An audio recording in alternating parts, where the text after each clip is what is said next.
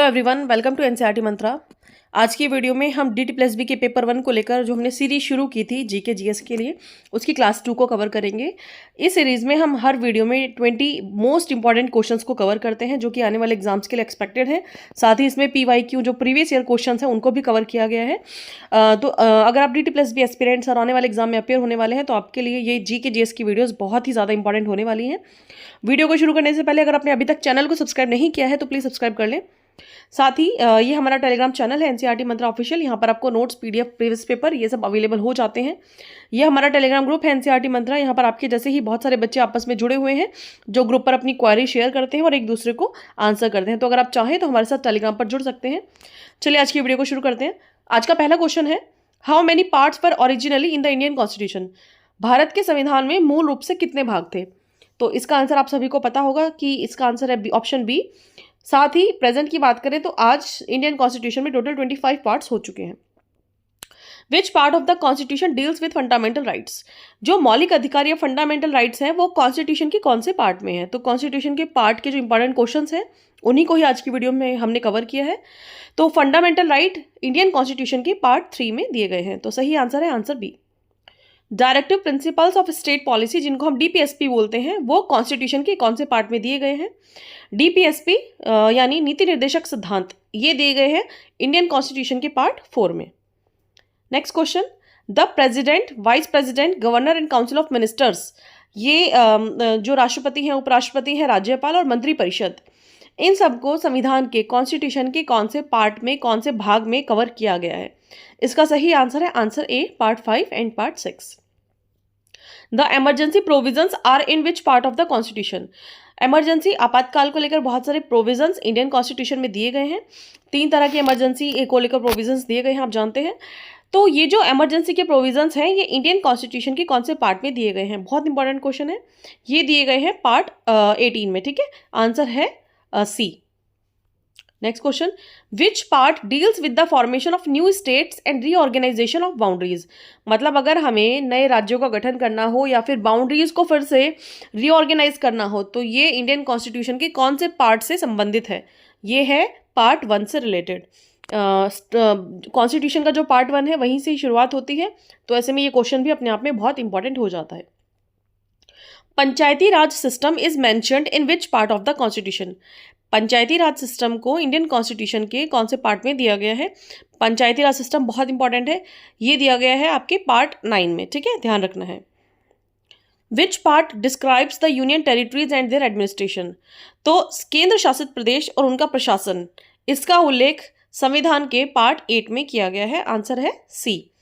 थोड़ा हम जल्दी क्वेश्चंस को कवर करने की कोशिश करेंगे इन वीडियोस में ताकि आपका टाइम वेस्ट ना हो और बहुत कम टाइम में एटलीस्ट आप 20 क्वेश्चंस एक दिन में कवर कर सकें। Next question, which part of the constitution deals with election. तो इलेक्शन के जो प्रोविजन है वो संविधान के कॉन्स्टिट्यूशन के कौन से पार्ट में दिए गए हैं? तो इलेक्शन के प्रोविजंस दिए गए हैं पार्ट 15 में, ठीक है। सही आंसर है C. Which part was added by the 42nd constitutional amendment act 1976।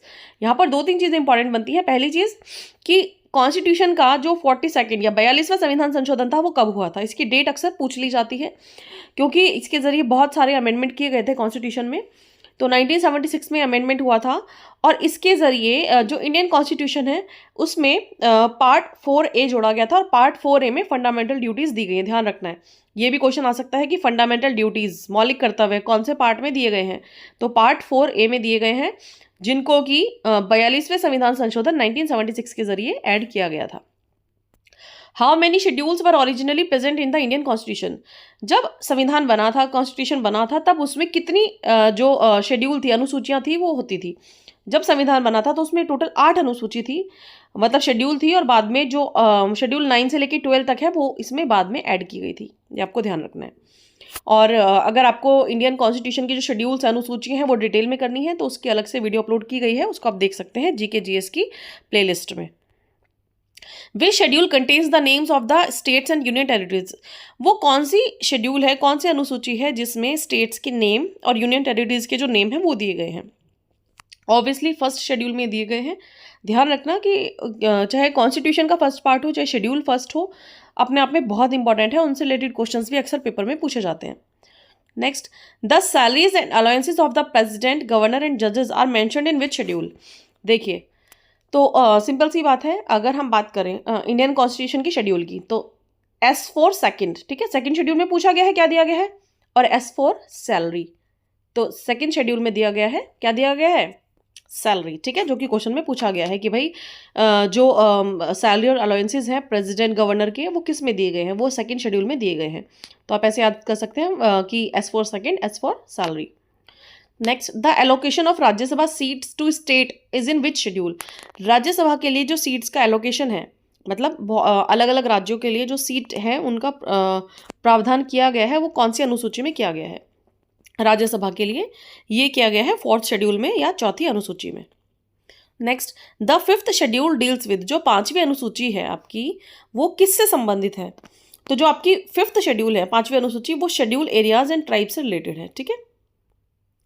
Anti defection law is part of which schedule, जो एंटी डिफेक्शन लॉ है, जिसको हम दल बदल विरोधी कानून कहते हैं, वो संविधान की कौन सी अनुसूची में दिया गया है। पहले इसका आंसर देख लेते हैं। आंसर है 10th शेड्यूल। और जैसा कि मैंने आपको बताया था कि भारतीय संविधान में ओरिजिनली सिर्फ 8 शेड्यूल थे, 9, 10, 11 और 12 बाद में ऐड किए गए थे, ठीक है। तो 9 जो था वो लैंड रिफॉर्म से रिलेटेड था, जो 10 था वो बता ही दिया गया है कि एंटी डिफेक्शन लॉ दल बदल विरोधी कानून से संबंधित है, जो 11th है वो पंचायती राज सिस्टम से रिलेटेड है, और जो 12th है वो म्यूनिसिपैलिटी से रिलेटेड है, ठीक है। तो आपको ध्यान रखना है कि 4 शेड्यूल बाद में ऐड की गई थी, और जो 9th शेड्यूल थी वो ऐड की गई थी फर्स्ट कॉन्स्टिट्यूशनल अमेंडमेंट के जरिए। Next, language recognised by the constitution are listed in which schedule. आप जानते हैं कि हमारे भारतीय संविधान में, इंडियन कॉन्स्टिट्यूशन में, कुछ लैंग्वेजेस को जो है हमने रिकॉग्नाइज किया है या मान्यता दी है। तो इंडियन कॉन्स्टिट्यूशन की कौन सी अनुसूची में, कौन सी शेड्यूल में उन भाषाओं का जिक्र किया गया है, ये किया गया है 8th शेड्यूल में, ठीक है। और टोटल 22 भाषाएं हैं जिनको हमने मान्यता दी है, ये भी आप ध्यान रखेंगे कि टोटल कितनी लैंग्वेज को हमने रिकॉग्नाइज किया है।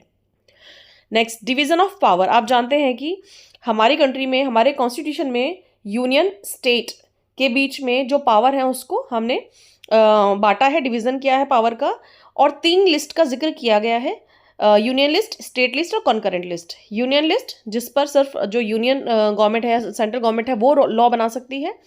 स्टेट लिस्ट जिस पर सिर्फ स्टेट गवर्नमेंट कानून बना सकती है, और कॉन्करेंट लिस्ट जिस पर दोनों ही कानून बना सकते हैं, लेकिन दोनों में अगर कंट्रोवर्सी हो जाए तो यूनियन गवर्नमेंट जो है वो कानून बनाएगी। तो अब क्वेश्चन ये है कि डिवीजन ऑफ पावर कौन से शेड्यूल में दिया गया है, तो डिवीजन ऑफ पावर का जिक्र किया गया है 7th शेड्यूल में, ठीक है। और इसके अलावा कई बार टॉपिक भी पूछ लिए जाते हैं कि यूनियन लिस्ट, स्टेट लिस्ट और कॉन्करेंट लिस्ट में कितने टॉपिक है, तो यूनियन लिस्ट में है 100, स्टेट लिस्ट में है 61 और कॉन्करेंट लिस्ट में है 52। कई बार ये क्वेश्चन भी पूछ लिया जाता है कि कौन से शेड्यूल, कौन सी लिस्ट में कितने टॉपिक्स दिए गए हैं। केंद्र सूची में 100 विषय दिए गए हैं, राज्य सूची में 61 विषय दिए गए हैं, और समवर्ती सूची में 52, कॉन्करेंट लिस्ट में 52 जो टॉपिक्स हैं वो दिए गए हैं, और इनका जिक्र किया गया है कॉन्स्टिट्यूशन के 7th शेड्यूल में। नेक्स्ट क्वेश्चन, विच शेड्यूल प्रोटेक्ट्स लैंड रिफॉर्म्स। मैंने अभी बताया था आपको कि जो लैंड रिफॉर्म है वो आपके 9th शेड्यूल में दिए गए हैं, और 9th शेड्यूल को फर्स्ट कॉन्स्टिट्यूशनल अमेंडमेंट के जरिए ऐड किया गया था। तो आप ध्यान रखेंगे, पूछा जा सकता है कि क्योंकि आप जानते हैं कि 8 शेड्यूल तो पहले से थे, इसके बाद सीधा 9th ऐड किया गया था, तो पेपर में पूछा जा सकता है कि 9th शेड्यूल को कब ऐड किया गया था, और 9th शेड्यूल किस चीज़ से रिलेटेड है। तो ऐड किया गया था फर्स्ट कॉन्स्टिट्यूशनल अमेंडमेंट के जरिए, और ये रिलेटेड है लैंड रिफॉर्म से, ठीक है। ठीक है, आपको ध्यान रखना है ये। Next, the municipalities and their governance are mentioned in which schedule. मैंने आपको पहले ही बताया था कि कॉन्स्टिट्यूशन की 4 शेड्यूल ऐसी हैं जिनको बाद में ऐड किया गया था। 9th लैंड रिफॉर्म से रिलेटेड है, पीछे आया था। जो 10th है वो एंटी डिफेक्शन लॉ, मतलब दल बदल विरोधी कानून से संबंधित है। 11th आपकी, मैंने पहले ही बताया था आपको, पंचायत से रिलेटेड है, और 12th म्यूनिसिपैलिटीज से। और क्वेश्चन यही पूछा गया है कि इनमें से कौन सी जो शेड्यूल है, कौन सी अनुसूची जो है वो म्यूनिसिपैलिटीज से संबंधित है, वो है 12th, ठीक है, 12th शेड्यूल या 12वीं अनुसूची। तो ये थी आज की वीडियो। अगर इस तरह की वीडियो आपको अच्छी लगी हो तो प्लीज़ वीडियो को लाइक करें, शेयर करें, कमेंट करें, साथ ही चैनल को सब्सक्राइब करना ना भूलें। और अगर आप चाहते हैं कि डेली बेसिस पे आपको ये वीडियो मिले तो प्लीज़ वीडियो को ज़्यादा से ज़्यादा शेयर करें। Thank you so much.